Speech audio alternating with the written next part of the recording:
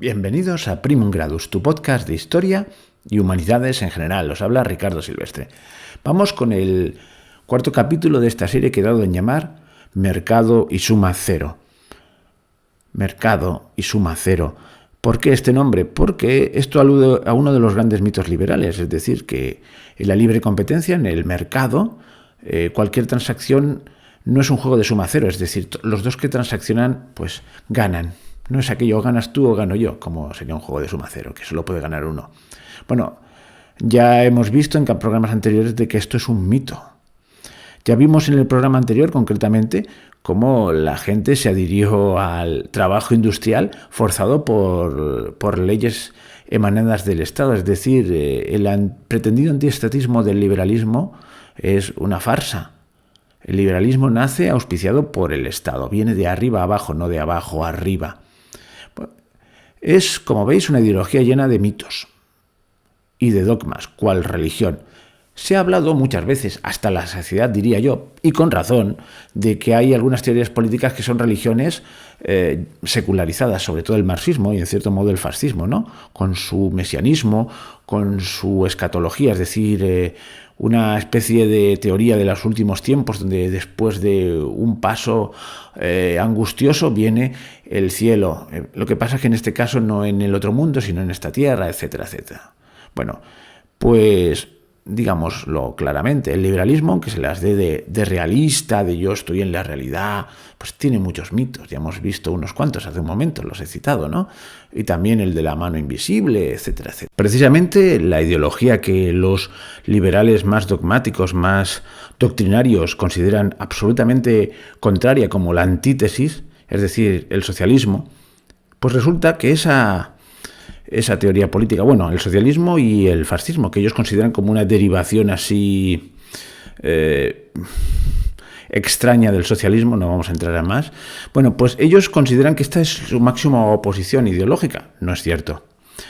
¿Por qué? Porque tienen la misma madre. Nacieron con la revolución con mayúsculas, la Revolución Francesa, que a su vez es hija de otra revolución también tan intensa, pero que nació al otro lado del Canal de la Mancha, la Revolución Inglesa, las distintas revoluciones. Os recuerdo que el primer rey con la cabeza cortada no fue Luis XVI, sino un tal Carlos, al cual un revolucionario exaltado religioso, que pretendía también el reino de Dios en la tierra, es decir, una utopía, un tal Cromwell, pues este hombre le cortó la cabeza. ¿Qué pasa? Que estas ideas revolucionarias en Inglaterra acabaron siendo subsumidas a través de sociedades secretas, bueno, de masonería y tal, por la misma monarquía. Y se hicieron conservadoras, es decir, vamos a ir poco a poco. Mientras que en Francia irrumpieron de una forma brutal y cogieron otras formas. Pero ya en programas anteriores, en aquella serie que dediqué a los socialismos, ya vimos como el socialismo y el comunismo ya nacen en la misma Revolución Francesa. Pero precisamente el desarrollo de las ideas liberales son los que le dan fuerza. Es una pelea entre hermanos o hermanastros o primos hermanos, este enfrentamiento comunismo o socialismo y liberalismo. Tan es así, tan de la misma familia son, que hoy han convergido. Hay un libro de Dostoyevsky que se titula Los demonios o los endemoniados o los diablos, depende de la traducción, que narra la historia de un liberal ya cincuentón que habita en una aldea rusa, donde está apadrinado por la princesa o noble local, y le apadrina sus desvaríos liberaloides y revolucionarios, pero el hombre realmente es un conejillo amaestrado. Bien, este hombre tiene un hijo del cual pasa enormemente, y de pronto cuando aparece su hijo en la aldea, pues viene con ideas socialistas y exacerbadas. Y entonces, cuando su padre le dice que qué está haciendo, le dice, al fin y al cabo yo soy coherente con lo que tú me has enseñado. Es decir, ¿y dónde está la conexión entre estas ideologías? Pues en la negación de la tradición anterior a la propia revolución. Es un socavar pues las bases de la sociedad cristiana, porque entonces Europa no existía, era la cristiandad de Occidente en general. Y una vez el hombre en una rebelión prometeica se cree dueño de su propio destino, pues tiene dos grandes opciones, la liberal o la socialista, pero siempre es el dueño de su propio destino y no admite límites. Llega un momento en que estas dos, digamos, formas de entender la revolución pues han llegado a su punto, es mi forma de verlo, a su punto límite. Y fijaos que ponen las mismas excusas ambos bandos, ¿no? Cuando alguien se queja de que, mira, el gran fracaso de la revolución comunista, Rusia, ¿dónde está Rusia? Ha fracasado. ¿Dónde está Cuba? ¿Dónde está Corea del Norte? Bueno, Corea del Norte, aún como no se sabe muy bien qué pasa ahí dentro, hay quien dice, ahí está muy bien, esto es propaganda, pero bueno, va a implosionar tarde o temprano. Ya no engañan a nadie. Bueno, lo que te dicen es que no se ha implementado el auténtico comunismo. ¿Qué excusa ponen los liberales cuando ven sus incoherencias, cuando ven los desastres de implementar eso que se ha llamado neoliberalismo y que empobrece a las masas populares? No, este no es el auténtico liberalismo. En realidad es que el Estado se ha metido por en medio. Siempre la culpa es del empedrado. Bueno, pues han llegado ya al límite. Y entonces ya se empiezan a tener extrañas conjunciones. El proceso ameritaría un programa exclusivo para ello. Pero hoy en día, ¿en qué han derivado los partidos de izquierda? El antiguo, por ejemplo, España, la antigua Izquierda Unida, que ya no existe. Bueno, ¿qué ha derivado en Podemos y en Sumar? Y en el Partido Socialista Obrero Español, que ha aupado al ala más radical. ¿En qué ha degenerado ese izquierdismo? Pues ha degenerado en progresismo, en liberalismo de bragueta, igual, idéntico al del Partido Popular, al de los conservadores, que están conservando lo que ya hay, y lo que ya hay es lo que hay. ¿Y por qué le llamo liberalismo de bragueta o socialismo de bragueta? Porque en realidad todas las libertades que ellos proclaman son libertades de cintura para abajo. Y también de la cabeza, porque ya sabemos que el principal órgano sexual del ser humano es el cerebro. Es decir, yo me considero lo que quiera considerarme, ignorando la verdad. Ese es exactamente el mismo concepto de libertad que une a los liberales y a los progresistas. ¿Cuál es?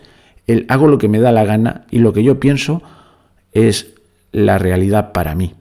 Y bueno, si fuese la realidad para mí, pues mira, en fin, sería como una especie de reivindicación del derecho a la locura, pero es que me quieren imponer tu visión, la visión deformada de este ser, a mí.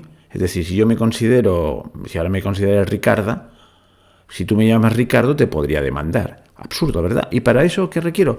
Pues el poder del Estado, que te puede empurar por no llamarme como yo me considero. Da lo mismo, aunque me afeite cada día.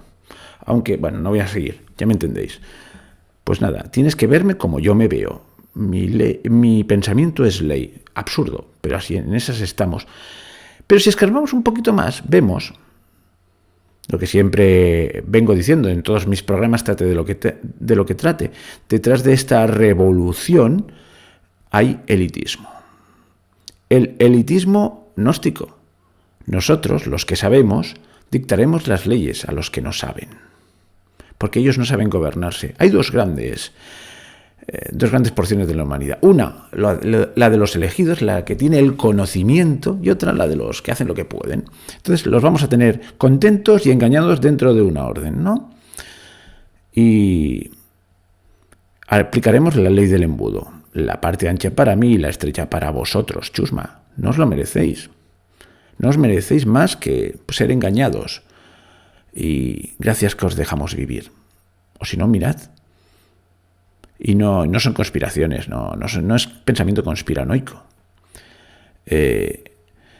Estamos regidos por unas élites que se ríen de nosotros. Pero en fin, no voy a seguir por ahí. Solamente pensad que cuando hay elecciones estamos eligiendo entre el fuego y las brasas, entre Guatemala y Guatepeor. Y que me perdonen los guatemaltecos, pero es una frase hecha, no sé si es ofensiva o no. En fin. Hoy vamos a aterrizar un poquito más y vamos a ver algo concreto. Vamos a ver la situación del campo en Europa. Porque, ¿qué ocurre? Que ya no es tan fácil explotar al tercer mundo. Abro un paréntesis. estas élites occidentales que se creían amos del mundo tienen competidores ahora. Le han salido pues unos señores de ojos oblicuos que son los chinos. Los rusos también le han plantado cara, no sé en qué acabará esto, y están perdiendo pie. La suma cero, aquello de el juego de suma cero, siempre su escudo para decir que no es un juego de suma cero es que mirad, la masa social aquí en los países civilizados es la que tiene un nivel de vida más elevado. Pero claro, es que el que estaba pagando ahora los platos rotos de este sistema de desarrollo son los países del tercer mundo. Pero a medida que se les están cortando las alas ahí, pues tienen que volver a explotar a la población autóctona. Pero claro, la población autóctona de los países europeos y occidentales, digamos que sale cara de mantener, porque tiene sueldos altos, tiene unos derechos adquiridos, por eso existe la tentación de traer gente nueva, mano de obra barata. Así que detrás de mucho humanitarismo de pateras, bueno, de pateras, ¿por qué le llaman de pateras? De welcome refugees, todos son bienvenidos, etcétera, etcétera, hay intereses no tan solidarios, con lo cual no quiero decir que haya que bombardear las pateras, que se me entienda bien. Pero ¿a quién beneficia esa avalancha no de familias, con niños, con la abuela, con el abuelo, sino de hombres fuertes dispuestos a trabajar? Pensadlo. ¿A quién le interesa que haya gente buscando trabajo por 4 duros? Y en cuanto a la población autóctona, sobra. De hecho, sobramos muchos hoy en día. Hoy ya sobramos. ¿Por qué? Porque para mantener los estándares de producción no hace falta tanta gente. Con la inteligencia artificial y las nuevas tecnologías, pues sobra mano de obra, sobra gente para mantener el estatus, el nivel de vida de las élites. Y eso no me lo estoy inventando, lo han puesto blanco sobre negro. Y lo ha puesto blanco sobre negro, pues, el gran pensador de la élite, el hombre de moda en la intelectualidad. Y así, a bote pronto, he puesto en Google Yuval Noah Harari, población mundial, y me han salido los siguientes titulares de prensa. 1. Yuval Noah Harari. La mayoría de la gente será innecesaria en el siglo XXI. El historiador israelí, autor de Sapiens, es el bestseller de esta gente, pinta un negro futuro para la humanidad en su nuevo libro Homo Deus. Siguiente. Yuval Noah Harari. En los últimos 2 o 3 años hemos fracasado como especie. Bueno, más cosas. Yuval Harari, lo del no se lo han dejado. El mundo se dividirá en superhumanos mejorados y una masa prescindible. Bueno, esto es lo que habla, pues, el hombre que es la musa de todos los progresistas. ¿Y qué ocurre? Que esta población autóctona, europea, occidental, es difícil de dominar porque tiene el derecho al voto, pero esto ya lo van consiguiendo domesticar. ¿Cómo? Pues con un sistema electoral en el que todos los partidos están en el ajo. Sí, señores, todos los partidos piensan igual y el que se sale del discurso acaba fuera, por distintos medios. 1. 2. Hay otro peligro que son la gente que se puede valer por sí misma, que tiene recursos propios, a la que no se le puede, por decirlo de una manera, arrojar. ¿Quiénes son estos? Pues, entre otros, los trabajadores por cuenta propia con tierras del sector primario, es decir, de la agricultura. Estos son peligrosos, a estos no los puedes dominar por medio del hambre. ¿Estoy exagerando? Bueno, no lo sé. ¿Tú qué crees? Yo creo que no. Últimamente ha habido grandes movimientos en nombre de la ecología, del medio ambiente, que están haciendo la vida imposible a los agricultores, los están arruinando. Les ponen unos estándares altos de, por ejemplo, de calidad en cuanto al cuidado del medio ambiente, en cuanto al uso de pesticidas, en cuanto, y a cambio se traen, se importan productos agrícolas de países donde no se cumple ninguna de esas normas. En Valencia, los productores de naranja dicen no hay derecho que nos pongan estas estas trabas o estas condiciones y se traigan naranjas de otros sitios donde no se respetan ni los derechos laborales ni los estándares sanitarios. Es injusto, pero resulta que descubres que los grandes importadores de alimentos a la Unión Europea, pues por ejemplo, son holandeses.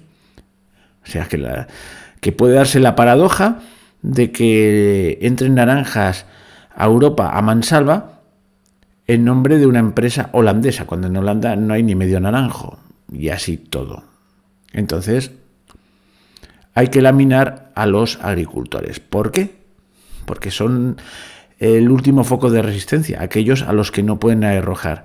A nosotros, los urbanitas, nos tienen callados con paguitas, con derechos, con cosas, y en un momento dado nos lo pueden quitar. Somos esclavos bien pagados. Pero ojo, hay otros que pueden sobrevivir por sí mismos. A eso hay que laminarlos.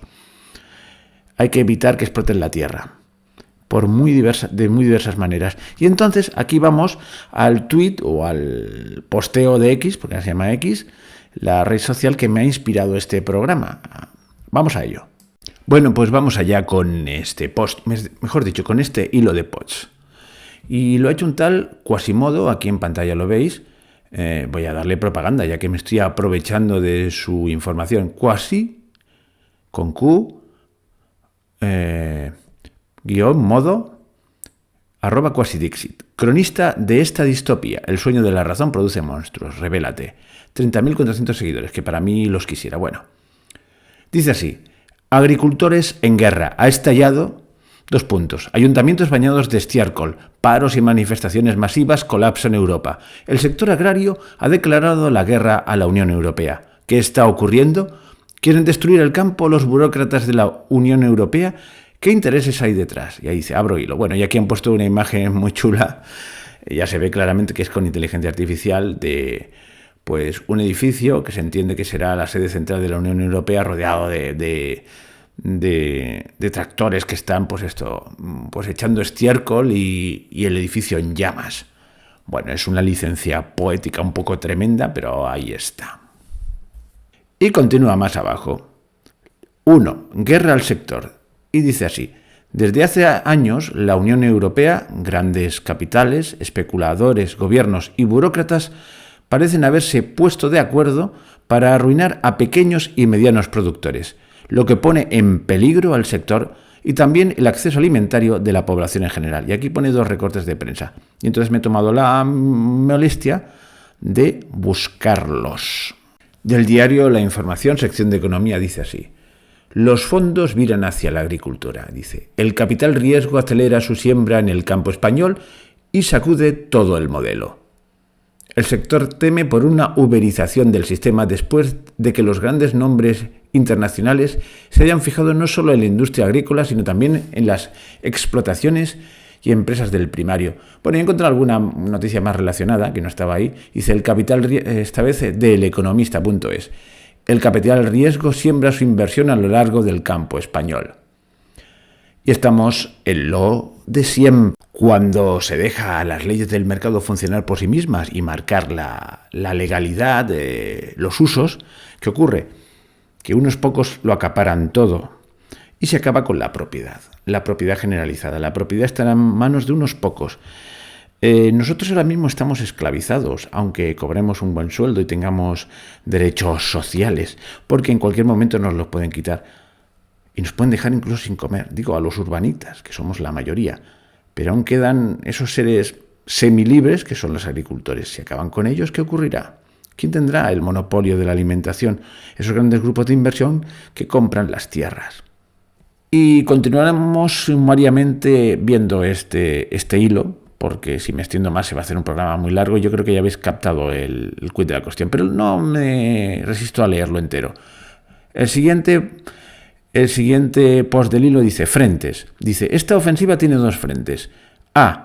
Legislativo, que se articula a partir de la estrategia política de la Unión Europea y dan continuidad los gobiernos, y a la que dan continuidad, supongo, los gobiernos locales. Y se vertebra con leyes que estrangulan al sector, al tiempo que le niegan ayudas o si las dan son insuficientes.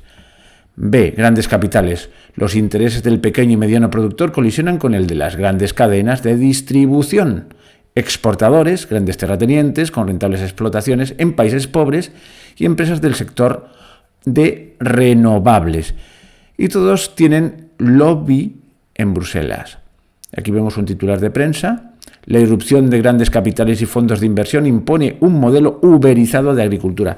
Esto de uberizado es una palabra curiosa y tiene que ver con lo de la empresa esta Uber de pseudotaxis, en la que el conductor no es dueño del taxi, sino que forma parte de una gran cadena, de una gran empresa que le pone el automóvil y lo hace trabajar para él.